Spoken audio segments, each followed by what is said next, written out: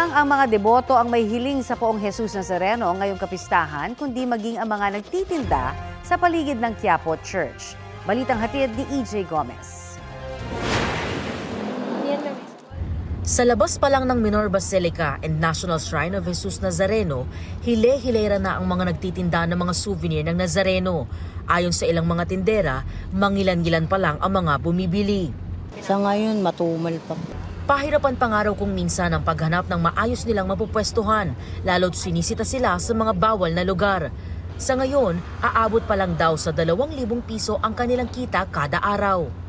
Pag araw ng piyesta, mga 20,000. Kasi meron tayong mga malalaking poon, dyan tayo bumabawi sa mga ganyan. Pero mas mabeto talaga yung mga bracelet, towel, yan yung ginagawa nila talagang pinaka-souvenir. Mabibili sa mga tindahan ang pinakamurang imahe ng Poong Jesus Nazareno sa halagang 50 pesos. Ang medium size nasa 250 pesos, habang ang large nasa 300 pesos. Ibinibenta naman ang pinakamalaki sa halagang 900 pesos hanggang 1,200 pesos. Ang mga kwintas naman nasa 20 pesos lang. Ang kada piraso naman ng puti at colored na panyo mabibili sa 35 pesos o kaya ay 300. May mga keychain din sa halagang 35 pesos at kalendaryo na ibinibenta ng 50 pesos. Meron din mga rosaryo na nasa 35 pesos hanggang 100 pesos. EJ Gomez, nagbabalita para sa GMA Integrated News. Update tayo sa mga aasahan at ginagawang paghahanda para sa Nazareno 2025. Kausapin natin ang Technical and Procession Management Advisor ng Minor Basilica and National Shrine of Jesus Nazareno na si Ginoong Alex Irasga. Magandang umaga at welcome po sa Balitang Hali. Magandang umaga po sa mga taga-subaybay ng Balitang Tanghali. Opo, yun pong pahalik sa Quirino Grandstand. Tuloy-tuloy, 24 oras na po ba yan hanggang sa pag-alis ng andas sa madaling araw po ng Huwebes? Nagsimula po ito kagabi matapos po ng special na misa para sa ating mga volunteers. And magpapatuloy po ito kahit nagsisimula ng prosesyon hanggat may pila pa po sa ating pagpupugay. Okay. Ano po yung mga pagbabago sa andas at panuntunan sa prosesyon para po sa mga deboto ngayong taon? Okay. Yung una na pagbabago sa ating andas, sinikap po natin na mas mapaliit pa ang bilang ng mga nasa ibabaw ng andas, no? At dito po sa pagkakataong ito, tiniyak natin at doon na lang po talaga sa dalawang gilid, meron hong mga ihos na nagbabantay at sumasalo sa mga tuwalya o panyo na inihahagis ng ating mga deboto para maipahid po sa nakalabas na krus at sa salamin ho ng imahen.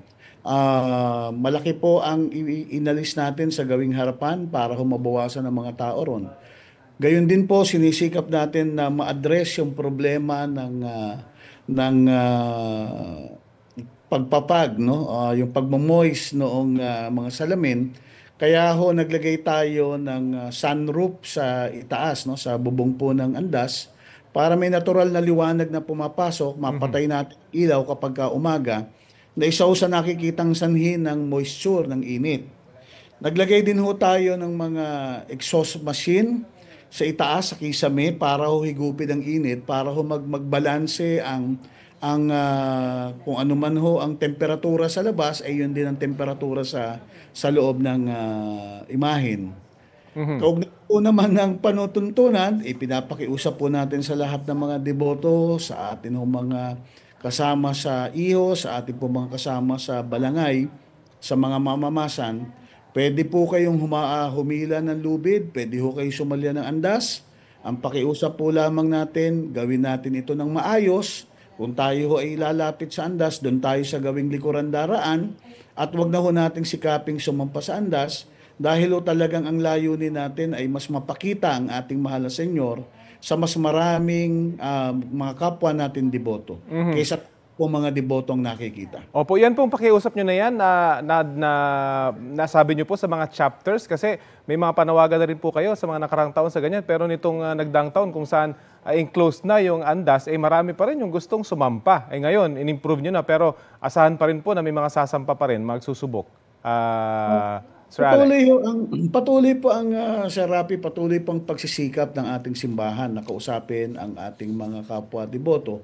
Gayon din po, habang ginagawa ho yan, patuloy din naman ang aming mga technical na pagsisikap para ho ma-prevent yan. Opo. In fairness naman po sa mga ihos, sa mga mamamasan, as compared in the previous years before the pandemic, ito hong nakaraang taon, di hamak ko na mas kakaunti na. No? Pagka binilang nyo ho yan, wala na hong 30 tao yan. Dati ho, maabot ang 100 ng tao sa ibabaw ng andas sa Manila, sa hindi. Wala na hong 30 yan. Ngayon ho, sinisikap namin na mas mababa pa ho, na sana mga 20 na lamang ang makakaakit dyan sa dalawang gilid. And gayon din ho, last December 31, nagkaroon kami ng Thanksgiving procession. Wala naman na hong sumampa doon sa truck na pinaglagyan ng ating imahen. Yun lamang pong mga pare na naroon, 4 po yung pare na nandun sa taas ng truck. Wala na hong ibang nandun. Wala hong nagsikap na sumampa na mga deboto. Sana ho, magbago na rin yung ating pananaw patungkol dyan, hindi ho ba, para iwas disgrasya. Ano naman po yung paghahandang ginagawa ng mga ihos para sa taong ito? We understand ang reklamo ng mga nakarang taon kapag itinatapon daw yung panyo, halos walang makapagpunas. Kaya konti na ibabalik. Ngayon po, masisiguro naman na maibabalik agad itong kanilang mga panyong ipinapahid sa Poong Nazareno. Una po, yung kaugnay ng paghanda, inihahanda po namin ang aming spiritual na kalusugan. No? Ang simbahan ay nagsagawa ng mga formation. No? Kami ho ay dumaraan sa mga buwan ng pagtitipon para ho palakasin ng aming spiritual na kalusugan at yung mabuting aktitude kaugnay ng pangangasiwa ng ating kapistahan. Yan hong paghagis ng mga tuwalya at panyo, yan ho ay isa na hong parang hiwaga ng ating prosesyon. Nagkakaintindihan po ang mga yan, basta ho maibato ng malapit, ibabalik ko yan sa kung sino yung huling nagbato. Minsan kasi naipapasa. Mula ho doon sa malayo, may bababagsak ko yan sa isang tao malapit sa andas, ipapasa ho nung andas.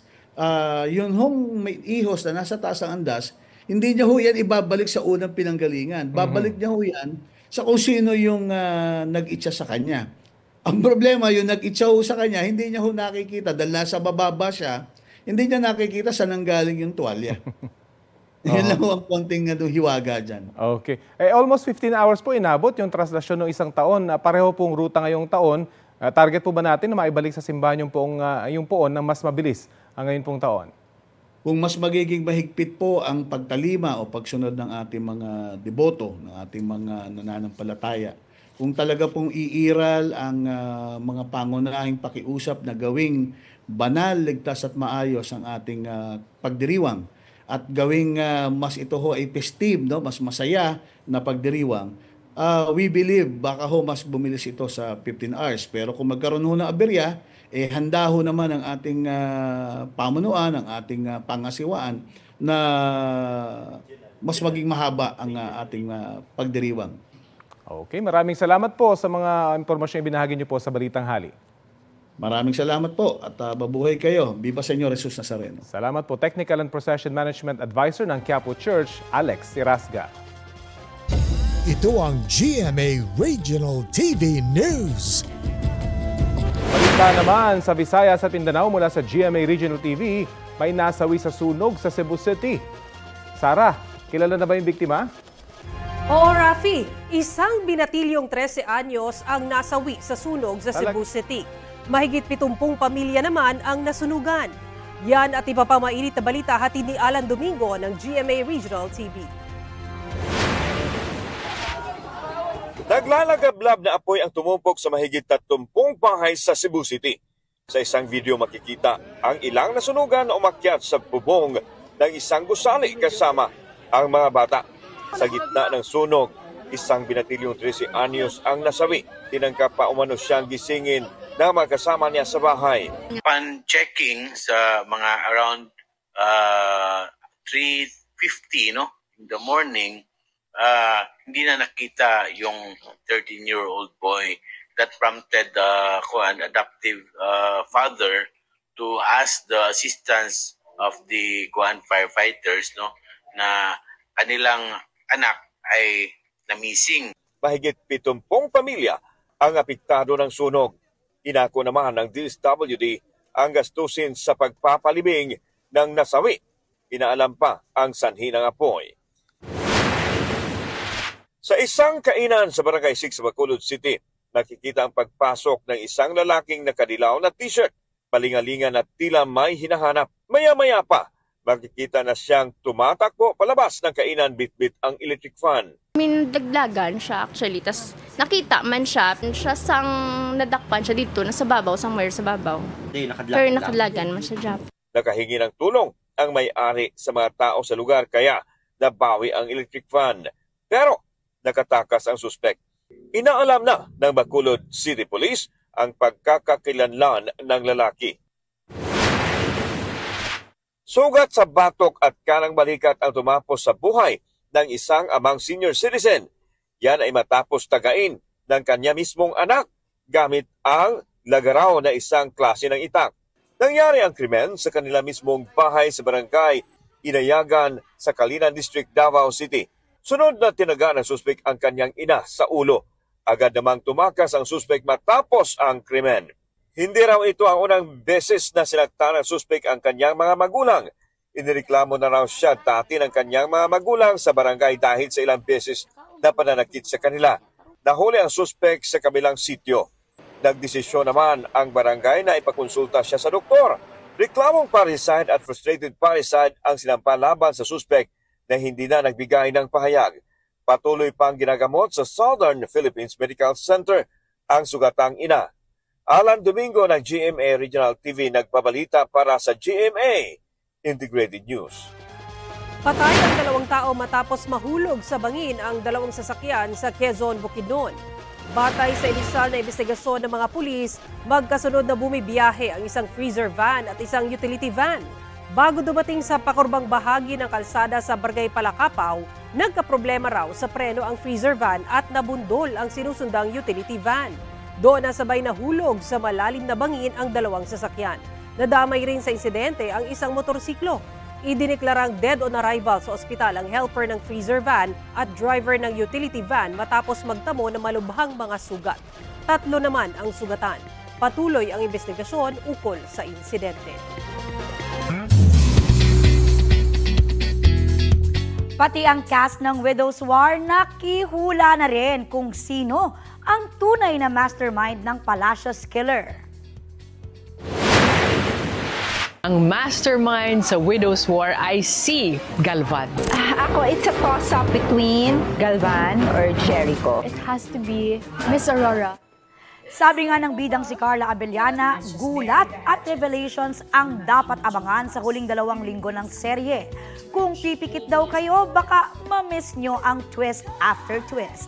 Ang hint pa nga na ibinigay ni Carla, hindi lang isa ang killer. Panoorin ang last few episodes ng Widow's War, 8:50 p.m. pagkatapos ng bagong Kapuso Prime series na Mga Batang Riles.